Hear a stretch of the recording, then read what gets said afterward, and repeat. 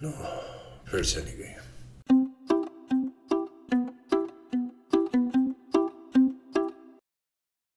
अवाम के मसले के हल नहीं होते, बुनियादी ज़रूरतें ही पूरी नहीं होती. आखिर कब तक? Nation wants to no.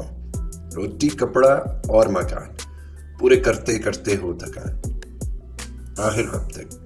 Nation wants to know. ये पूरा हो तो बात आगे बढ़े. अवाम कहती है बिजली नहीं आउंदी और शाजिया जी बत्तियां बुझाई रखती हैं. चंद माह के बाद न्यूज़ चैनल्स की हेडलाइंस चलती हैं कि तेल की कीमत में फिर इजाफा, बिजली के यूनिट्स फिर महंगे, अवाम पर महंगाई के पहाड़ टूट पड़े. पर यह मामला सिर्फ एक मुल्क के साथ है.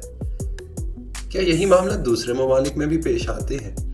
क्या आपने कभी ये सोचा है कि पूरी दुनिया में तेल, बिजली और खाने पीने की कीमतें क्यों बढ़ रही हैं? क्यों दुनिया तवानाई के बहरान से दो चार है?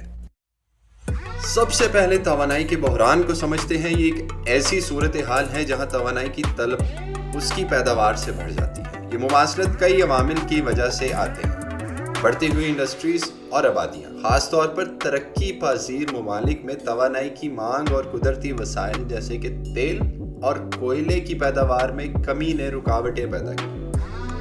मौसमी तब्दीलियाँ भी अहम किरदार अदा करती हैं, जैसा कि दुनिया ग्लोबल वार्मिंग के असरात से दो चार है.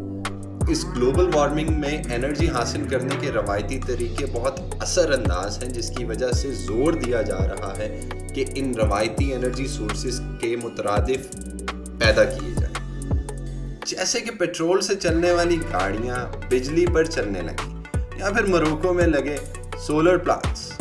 जाहिर सी बात है, इन तरीकों के फ़ायदे हैं तो साइड इफ़ेक्ट्स भी होंगे.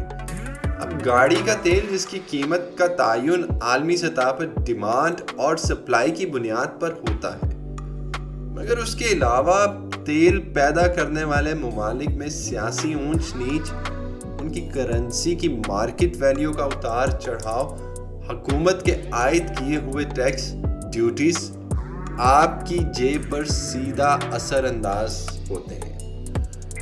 ये बिल्कुल डोमिनो इफेक्ट की तरह इकॉनमी को मुतासिर करता है, जिसके नतीजे में मुश्किल किस्म के बजट सामने आते हैं. अब इस सवाल का जवाब ज़रा मुश्किल है कि महंगाई के जोर में कैसे गुजर बसर करें. इसके लिए कौम, मुल्क, सल्तनत, आवाम को एक साथ होना पड़ता है. ये इंसानी तारीख के पहले क्राइसिस नहीं और ना ही आखिरी होंगे.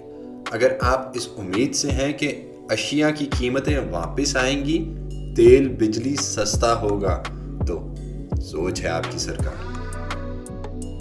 जैसे टूथपेस्ट को उसके पाउच में वापस डालना मुश्किल है, वैसे ये कीमतें भी वापस लाना आसान नहीं, मगर आसानी पैदा की जा सकती है. हुकूमती सतह पर तवानाई की बचत और आसान पैदावार के तरीके इख्तियार किए जाएं और आवाम ज़ाती सवारी की बजाय पब्लिक ट्रांसपोर्ट्स में सफ़र करें. बात को और तलब है नए आईफोन, महंगी शादियाँ और दीगर किस्म की फजूल खर्चियाँ. इससे परहेज करें. ये मत सोचें कि दूसरा क्या कर रहा है, ये सोचें कि आप क्या कर रहे हैं. ऐसी बातें आपको सुनने को अक्सर मिलती होंगी, पर इसके रिजल्ट्स हासिल करने के लिए प्रैक्टिकल करके देखा जाए. मुमकिन है कि रिजल्ट्स पॉजिटिव आ जाएं और आवाम को रिलीफ मिल जाए. अभी इस मामले पर और गौर करने और मामले को आलमी सतह पर उजागर करने की ज़रूरत है, क्योंकि जो बात है वो बात है.